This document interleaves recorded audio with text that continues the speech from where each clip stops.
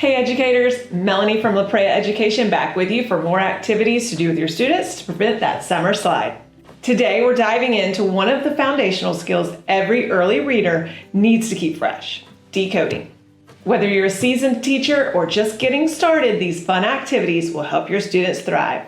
The first activity is a word detective. It's a fun activity to help reinforce decoding in context.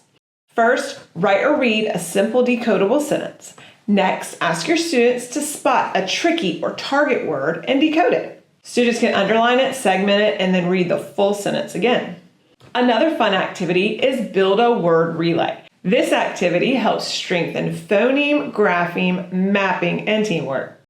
First, you'll give each team phonemes. Students will run to a back table or a table, find the letter tiles, and build the word. You can extend to digraphs and blends to make things really fun.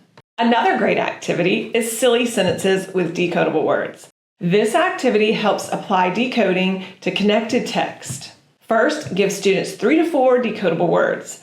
Then you can ask them to create and write silly sentences with them. Then they get to read them aloud to practice fluency and comprehension.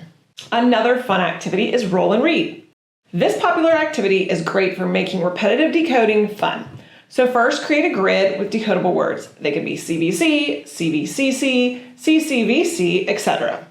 You're going to have the students roll a dice and determine which row and column to read. Easy peasy.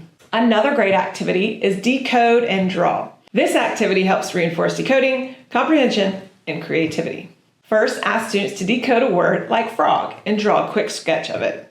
Then extend to drawing a picture that includes several decoded words from a list. The green set from Laprea Education, these decodables are fantastic to reinforce those skills. And those are just a few fun decoding activities to help prevent your students from that summer slide.